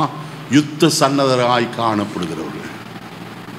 1000 பேருக்கு தலைவர், 100 பேருக்கு தலைவரும் ஆகிய மனுஷர் எல்லாம் அவன் கூட்டிக் கொண்டு எதை தூக்க போனான்? கர்த்தருடைய பெட்டியை சுமக்கும்படிக்கு போனானே. செய்த காரியம் என்ன? அங்க வசனத்தில் வாசிக்கும் போது 3வது வசனம், சொல்லப்பட்டிருக்கிறது. தேவனுடைய பெட்டியை புது ரதத்தின் மேல் ஏற்றி அது கிபியாவில் இருக்கிற அமினதாவின் வீட்டிலிருந்து கொண்டு வந்தார்கள். நடந்தது என்ன? வசனத்தில் நான் வாசிக்கும் போது வசனம் சொல்லுகிறது, 7வது வசனத்தை பாருங்கள். அப்பொழுது கர்த்தருக்கு ஊசாவின் மேல் கோபம் உண்டது. அவருடைய துணிவின் நிமித்தம் தேவன் அங்கே அவனை என்ன செய்தார்? அடித்தார். ஏன்? இந்த ஊசா யார்? கர்த்தருடைய ஆசாரியன். நியமத்தை மறந்து ராஜாவுக்கு பயந்து ராஜா சொல்லுகிறான், புது ரதத்தின் மேல் ஏற்றி கொண்டு வருவோம் என்று சொல்லி. ஆனால் தேவனுடைய பெட்டியை தோளின் மேல் சுமப்பதுதான் கர்த்தருடைய நோக்கமாயிருந்தது. வசனத்தை வாசிப்போமா? என்னாகமத்தின் புஸ்தகம் 7ஆம் அதிகாரம் 9வது வசனம். என்னாகமம் 7:9 வசனத்தை எடுத்து வாசிங்க. கோகாத்தின் புத்திரருக்கோ ஒன்று கொடுக்கவில்லை, தோள் மேல் சுமப்பதே அவர்களுக்கு பரிசுத்த ஸ்தலத்தின் வேலையாயிருந்தது. யார் சுமக்கணும்? கோகாத்தின் புத்திரர். அருமையானது 7ஆம் அதிகாரத்தில் வாசிங்கன்னா மாட்டு வண்டியெல்லாம் கொடுத்தாங்க. ஆனா கோகாத்தின் குடும்பத்திற்கு மாட்டு வண்டியெல்லாம் கொடுக்கல. இந்த பெட்டி அதன் மேல ஏற்றக்கூடாது, தோல் மேல் சுமந்து கொண்டுதான் வர வேண்டும். அருமையானே, சுமப்பது கர்த்தரை சுமக்கிறோம். தேவ சமூகத்தை சுமந்து திரிய வேண்டுமே. நாம் இன்றைக்கு அந்த காரியத்தை செய்கிறோமா? தாவீது பெலிஸ்தர் செய்த அந்த மாதிரியை நோக்கி பார்த்தார். அவர்கள்தான் ஒரு புது மாட்டு வண்டியை செய்து அதிலே பெட்டியை ஏற்றி அவர்கள் என்ன செய்தார்கள்? பெத்சிமேசுக்கு அனுப்புகிறவர்களாய் காணப்பட்டார்கள். தாவீது அதே மாதிரியை பின்பற்றினான். பெட்டி களத்தண்டைக்கு வந்தபோது மாடுகள் மிரண்டது. ஊசா துணிந்து போய் பெட்டி என்ன செய்தான்? தாங்க போனான். கர்த்தர் அவனை என்ன செய்தார்? அடித்தார். நியமம் தப்பினால் அடி விழும். எந்த நியமம்? கர்த்தருடைய நியமத்தை மீறி நடந்தால் கர்த்தர் அடிக்கவே செய்வார். நாம் கர்த்தருடைய நியமத்தை கை கொண்டு நடக்கிறோமா? அதற்கு பிறகு தாவீது செய்த காரியத்தை கர்த்தருடைய வசனத்தில் வாசிக்கும் போது, நான் வசனத்தை வாசித்தோம். 1 நாளாகமம் 13ஆம் அதிகாரம் முதல் வசனத்திலிருந்து நான் வாசிக்கும் போது, போய் தாவீது மறுபடியும் அதை பெட்டியை கொண்டு வரும்படிக்கு அவன் விரும்புகிறவனாய் காணப்பட்டான். 15ஆம் அதிகாரம் 13வது வசனத்தை வாசிப்போம். முதலிலே நீங்கள் அதை சுமக்காதபடியினாலும் நாம் நம்முடைய தேவனாய கர்த்தரை நியாயமானபடி என்ன செய்யாமற் போனபடினாலே, தேடாதே போனபடியினாலே தாவீது உணர்கிறவனாய் காணப்பட்டார். இந்த அடி ஏன் விழுந்தது என்று சொல்லி அவன் உணர்வு அடைந்த ஒரு மனுஷன். இன்றைக்கு அநேகருக்கு உணர்வு இல்லை. வேதம் சொல்லுகிறது அவர்களுக்கு உணர்வே சொல்லுங்க. ஒரு உணர்வற்றவர்களாய் காண. எது உணர்வு இல்லாமல் இருக்கும்? பிரேதம் தான் உணர்வு இல்லாமல் இருக்கும். படுத்த படுக்கையில் அப்படியே இருக்கும், ஒன்றும் அசையாது. ஆனால் கர்த்தர் விரும்புகிறது எதை தெரியுமா? உணர்வுள்ள இருதயத்தை விரும்புகிறார். தாவீது சொல்லுவான், கர்த்தாவே உணர்வை எனக்கு தாரும். வசனத்தில் நான் வாசிக்கிற வேளையில ஓசியாவின் புஸ்தகத்தில் ஒரு அருமையான வசனம் ஒன்று உண்டு. அதை இந்த காலை வேளையில நாம் வாசிப்போமானால் நன்றாயிருக்கும். 5ஆம் அதிகாரம் 15வது வசனம். ஓசியா 5:15. அவர்கள் தங்கள் குற்றங்களை உணர்ந்து என் முகத்தை தேடு மட்டும் நான் என் ஸ்தானத்திற்கு திரும்பி போய்விடுவேன். தங்கள் ஆபத்திலே என்னை கருத்தாய் தேடுவார்கள். வசனத்தில் சொல்லப்பட்டிருக்கிறது. எந்த உணர்வு வேண்டும்? குற்ற உணர்வு வேண்டும். ஐயா, நம்மில் எத்தனை பேருக்கு அந்த குற்ற உணர்வு உண்டு? ஜெபிக்கும்படியாய் 2 பேர் போனார்கள் கர்த்தருடைய ஆலயத்திற்கு. வெளியே நின்றவன் சொல்கிறான், தேவனே பாவியாய் என் மேல் கிருபையாயிரும் என்று சொன்னார். நீதிமானாக்கப்பட்டவனாய் தன் வீட்டுக்கு போனான். இயேசுவை பார்க்கும்படிக்கு ஆவல் கொண்டு ஒருவன் ஓடி வந்தான். குள்ள சகையை ஜனக்கூட்டம் மிகுதியாயிருந்தபடினால் அவரை காண முடியவில்லை. அத்தி மரத்தின் மேல் ஏறி உட்கார்ந்து அவரை பார்க்க எப்படி இருந்தானாம்? ஆசையாயிருந்தானாம். ஆசையாயிருந்தவனுக்கு கர்த்தர் அவனுடைய விருப்பத்தை நிறைவேற்றினார். அங்கே மரத்தடியிலே வந்து நின்று அண்ணாந்து பார்த்து, சகைவே கீழே இறங்கி வா, இன்றைக்கு நான் உன் வீட்டில் பார்க்கத்தான் ஆசை. ஆனால் கர்த்தருடைய காரியம் கூட்டி கொடுக்கிறவராய் காணப்படுகிறவர். எதை கூட்டி கொடுக்கிறார்? வேத வசனம் சொல்கிறது, முதலாவது தேவனுடைய ராஜ்யத்தை அவருடைய நீதியையும் தேடுங்கள், அப்பொழுது இவைகள் எல்லாம் உங்களுக்கு கூட கொடுக்கப்பட. ஆசையாய்த்தான் இருந்தான். அவரோ சொல்லுகிறார், இன்றைக்கு உன் வீட்டில் நான் என்ன செய்யணும்? நான் ஒன்று சொல்லுகிறேன், அவர் ஏற்கனவே புரோகிராம் போட்டிருந்தார். எத்தனையோ புரோகிராம், இங்கே போக வேண்டும், அங்கே போக வேண்டும். அத்தனைக்கும் என்ன செய்தார்? பெண்டிங் வச்சிட்டார். யாரோடு தங்கணும்? இன்னைக்கு முழுசும் சகையோடு கூட. உங்களுக்கு ஆசை இருந்தால் கர்த்தர் உங்களோடு கூட வந்து தங்கி இருப்பார். எவ்வளவு மகிழ்ச்சி! அவன் போகும்போதே சொல்லுகிறான், ஆண்டவரே, நான் அநியாயமாய் வாங்கினது உண்டானால் அதை திரும்ப நாளத்தனையாய் கொடுத்து விடுகிறேன். என் ஆஸ்தியில் பாதி ஏழைகளுக்கு என்ன செய்கிறேன்? அதுதாங்க உண்மையான மனம் திரும்புதல். இளைய குமாரன் வீட்டை விட்டு, தகப்பனுடைய வீட்டை விட்டு அவருடைய அன்பை அறியாமல் ஓடி போனான். பன்றிகளின் நடுவில் இருக்கும் போதுதான் உணர்வு வந்தது.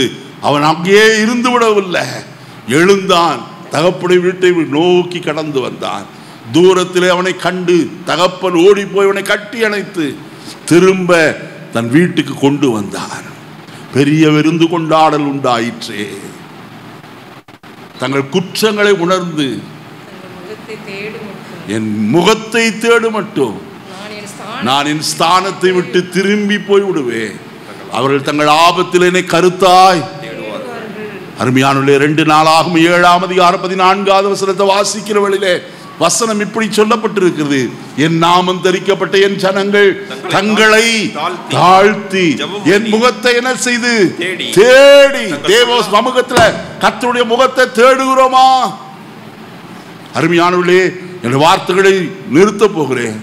அவருடைய முகத்தை தேடுகிற பழக்கம் நமக்கு தேவை. சங்கீதக்காரன் 27ஆம் சங்கீதத்தில் சொல்கிறார், என் முகத்தை தேடுங்கள் என்று சொன்னீரே, உம்முடைய முகத்தையே தேடுவேன் கர்த்தாவே என்று என் இருதயம் உம்மிடத்தில் என்ன செய்தது? சொல்லிற்றே. உம்முடைய முகத்தை எனக்கு மறைக்க வேண்டாயா? நீர் உம்முடைய முகத்தை மறைத்தால் என்ன நடக்கும் தெரியுமா? வேதம் விதமாய் சொல்லுகிறது. சங்கீதம் 104ஆம் சங்கீதம், 104ஆம் சங்கீதம் வாசிப்போமா கர்த்தருடைய வசனத்தை? நீர் உமது முகத்தை மறைக்கும் போதோ அவைகள் திகைக்கும் என்று எழுதப்பட்டிருக்கு. 104ஆம் சங்கீதம் 29வது வசனத்தை பாருங்கள். நீர் உமது முகத்தை மறைக்க என்ன செய்யும்? கர்த்தருடைய முகம் மறைக்கப்பட்டா நமக்கு என்னதான் வரும்? திகைப்புதாயா வரும். கர்த்தர் தம்முடைய முகத்தை மறைப்பாரா? வாசிக்கலாமா? உபாகமத்தின் புஸ்தகம், உபாகமத்தின் புஸ்தகம்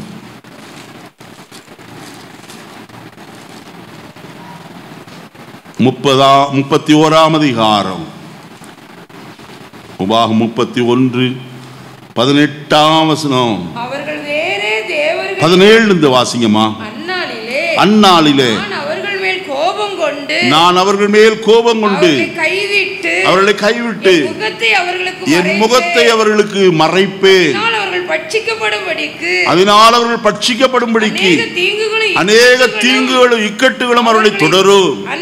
அந்நாளிலே அவர்கள் எங்கள் தேவன் எங்கள் நடுவே இராததினால் அல்லவா இந்த தீங்குகள் எங்களுக்கு நேரிட்டது என்பார்கள். அவர்கள் வேறே தேவர்களிடத்தில் திரும்பி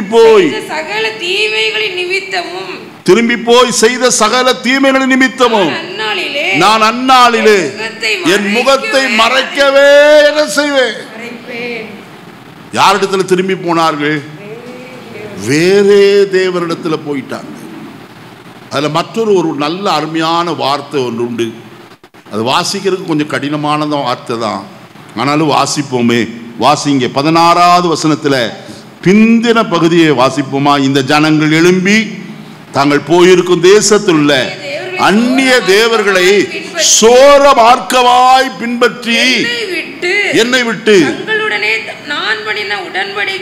நான் உடன்படிக்கையை என்ன செய்வார்கள்? அதனால் தான் கர்த்தர் தம்முடைய முகத்தை மறைக்கிறார். அருமையானே, கர்த்தர் தம்முடைய முகத்தை மறைத்தால் நமக்கு கலக்கம் வரும். ஆகையால் செய்ய வேண்டிய காரியம் என்ன தெரியுமா? கர்த்தரிடத்திற்கு திரும்ப வேண்டியது அவசியமாக இருக்கிறது. எரேமியா தீர்க்கதரிசியின் புஸ்தகம் 3ஆம் அதிகாரம் வசனத்தை நான் வாசிக்கிற வழியிலே வசனம் விதமாய் சொல்லப்பட்டிருக்கிறத நாம் பார்க்கலாம். 10-11 வசனங்களை வாசிப்போம். இவைகளெல்லாம் கண்டும் யூதா என்கிற அவளுடைய சகோதரியாகிய துரோகி கள்ளத்தனமாய் திரும்பினாலே அன்றி முழு இருதயத்தோடு என்ன செய்யல. மனம் திரும்புதல் என்ன மனம் திரும்புதல் இருக்கு? கள்ளத்தனமான மனம் திரும்புதலும் இருக்கு. திரும்பினது போல இந்த மனம் திரும்புதல் எங்க பார்க்கலாம் தெரியுமா? அப்போஸ்தலர் நடபடிகளின் புஸ்தகத்தில் என்ன வாசிக்கலாம். வாசிப்போமா? அப்போஸ்தலர் நடபடிகளின் புஸ்தகம் வாசியுங்கள்.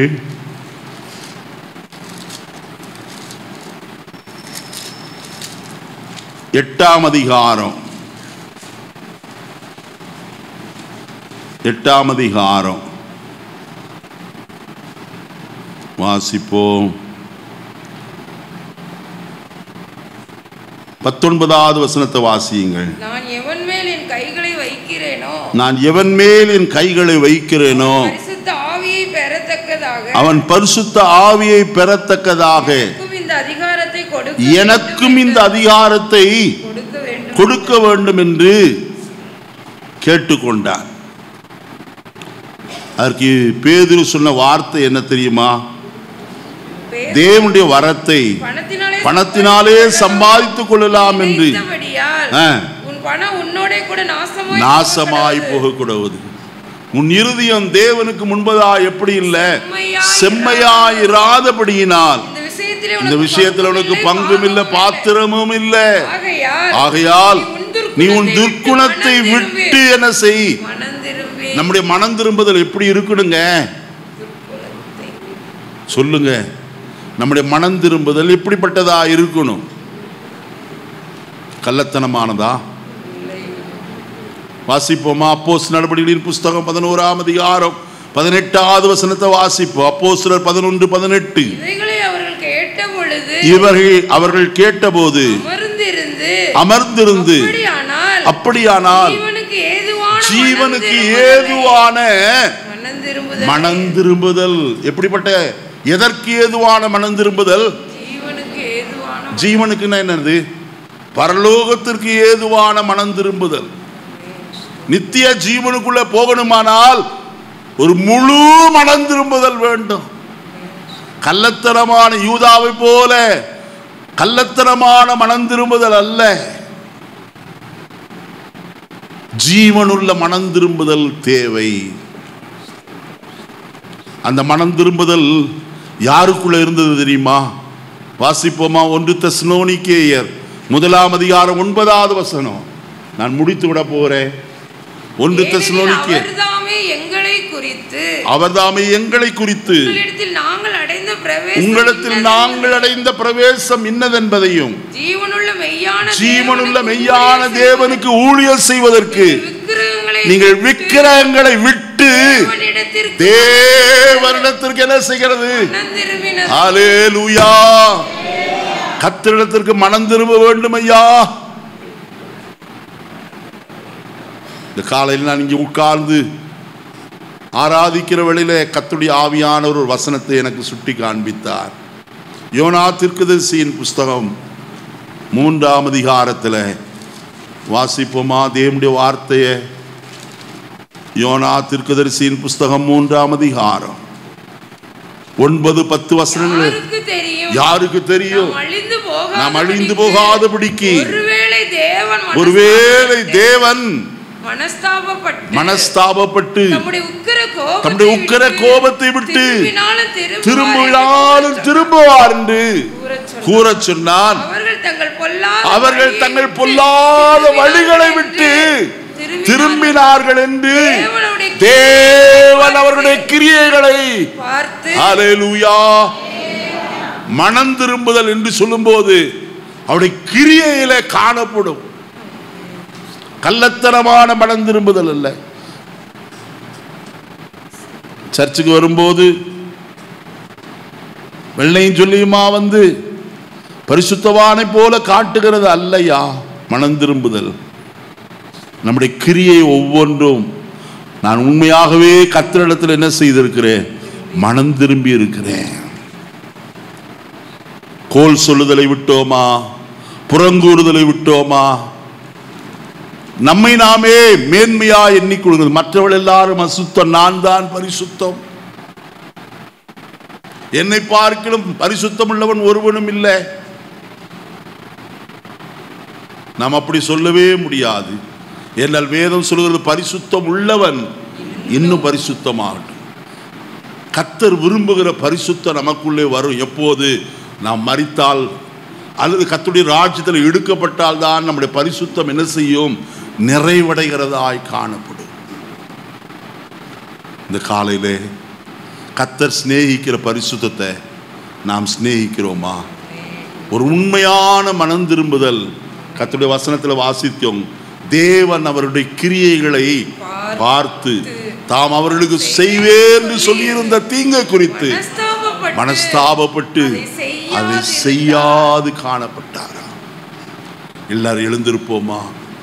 இந்த காலையில் கர்த்தரை நோக்கி பார்ப்போம். இந்த காலையிலே திட்டவட்டமாய் நான் ஒன்றை அறிவேன், உங்களோடு கூட கர்த்தர் பேசி இருக்கிறார். வருஷத்தினுடைய கடைசிக்கு வந்திருக்கிற நாம், என்னோடும் கர்த்தருடைய வார்த்தை வந்திருக்கிறது. உங்களுக்கு அதே வார்த்தை தான். தேவனுடைய வசனம் இருபுறமும் கருக்குள்ள பட்டயம். அது உங்களை வெட்டுகிறதற்கு முன்னே என்னையும் வெட்டி கொண்டு வரும். இன்னைக்கு நாம் எங்கே இழந்து போனோம்? தேவ சமூகத்தை. யோனாவை போல தேவ சமூகத்தை விட்டு ஓடுகிறவர்களாய் காணப்படுகிறோமா? ஆதாமை போல பாவத்திற்கு உட்பட்டு தேவ சமூகத்தை வேண்டாம் என்று ஒளிந்து கொண்டிருக்கிறோமா? தாவீது சொல்லுகிற ஒரு வார்த்தை நம்ம வசனத்தில் வாசிக்க கேட்டோம். அந்த பெட்டியை திரும்ப நம்மிடத்திற்கு கொண்டு வருவோம். அது அமினதாபின் வீட்டில் இருக்கிறது. பாலயூதாவிலே இருக்கிற கிரியாத் யாரீமின் பாலயூதாவிலே இருக்கிற அமினதாபின் வீட்டிலே அது காணப்படுகிறது. காவற்காரனாய் அபினதாபின் குமாரனாகிய எலெயாசார் காணப்படுகிறார். அதை திரும்ப கொண்டு வருவோமே. ஐயா, இந்த வருஷத்துடைய ஆரம்பத்தில் தேவன் என்னோடு கூட எத்தனையோ ஆலோசனைகளை சொன்னார். நான் கீழ்ப்படியாமல் போனேன். தேவ சமூகத்தை நஷ்டப்படுத்தி விட்டேன். இப்பொழுது தேவ சத்தத்தை கேட்க முடியல.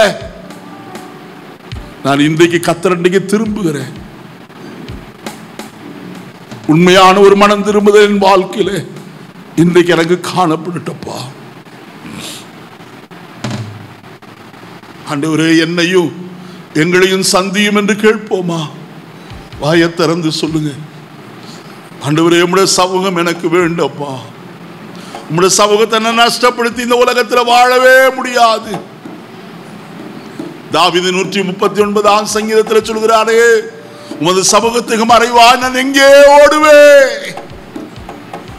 உம்முடைய ஆவிக்கு மறைவாய் நான் எங்கே போயிருக்க முடியும்? நான் வானத்திற்கு ஏறினாலும் அங்கேயும் நீர் இருக்கிறீர்.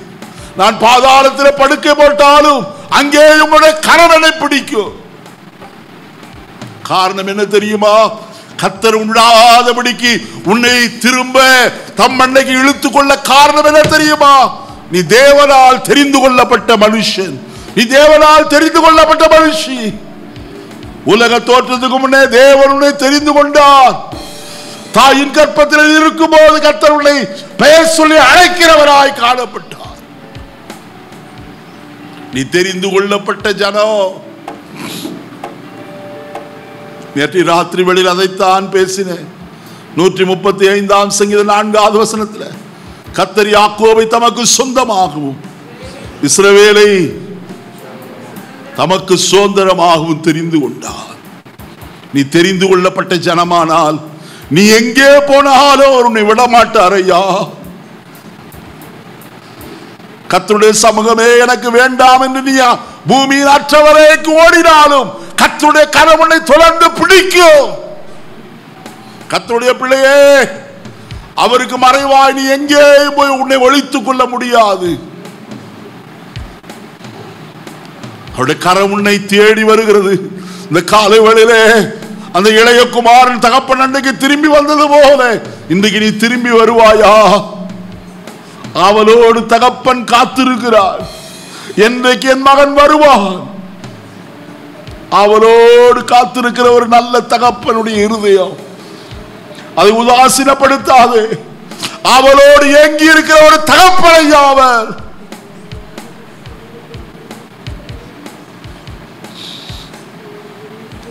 ஒரு மனுஷனுக்கு 100 ஆடு இருந்தது. அது ஒன்று கெட்டு அது வனாந்திரத்தில் தொலைந்து போயிற்று. ஆனால் மேய்ப்பனோ அது தொலைந்து போனால் போகட்டும் என்று விடவில்லை. ஐயா, 99 ஆடுகளையும் அவன் கொண்டு போய் மந்தையில சேர்த்து விடவில்லை. வனாந்திரத்தில் விட்டு விட்டு ஒரு ஆட்டுக்காக தேடி அலைகிறவனாய் காணப்பட்டார். இந்த காலையிலே தம்மை பற்றி உத்தம இருதயத்தோடு இருக்கிறவர்களுக்கு தமது வல்லமை விளங்கப்படும்படி கர்த்தருடைய கண்கள் பூமி எங்கும் சுற்றி உலாவிக் கொண்டிருக்கிற வார்த்தையின்படி இன்றைக்கு உன்னை தேடி கொண்டிருக்கிற கர்த்தருடைய கண்களுக்கு நீ மறைவா எங்கேயும் போக முடியாது. இன்னைக்கு அவர் இன்றைக்கு வருவாயா? இந்த வருஷத்துடைய கடைசியில கர்த்தர் உன்னோடு கூட பேசிக் கொண்டிருக்கிறார். திரும்ப நீ உயிர்ப்பிக்கப்பட வேண்டும், நீ திரும்ப புதுப்பிக்கப்பட வேண்டும், திரும்ப நீ வளையப்பட வேண்டும். நீ கர்த்தருடைய கரத்தில் பயன்படுத்தப்படும் பாத்திரமாய் நீ மாற வேண்டும். உன்னை அர்ப்பணிப்பாயா? உடைய இருதயத்தின் மேல் உடைய கைகளை வைத்து கர்த்தரை பார்த்து சொல்லுங்க. வேற யாரும் பார்க்கிறார்களோ இல்லையோ அதை பற்றி நீங்கள் கவலைப்பட வேண்டாம். உடைய மார்பிலே உடைய கையை வைத்துக் கொண்டு, கர்த்தாவே உடைய சமூகம் விட்டு எனக்கு போதும் அப்பா, உடைய சமூகம் என்னோடு கூட இருந்தா போதும் ஐயா. 24வது வருஷத்தில் இதுவரை நடத்தி வந்த கர்த்தர் நாங்க ஒரு புதிய வருஷத்துக்குள்ள போக எனக்கு தயை பாராட்டுங்கப்பா. உம்முடைய கரத்தில் என்னை அர்ப்பணிக்கிறேன், என்னை ஒப்பு கொடுக்கிற ஆண்டவரே. சொல்லுவோமா?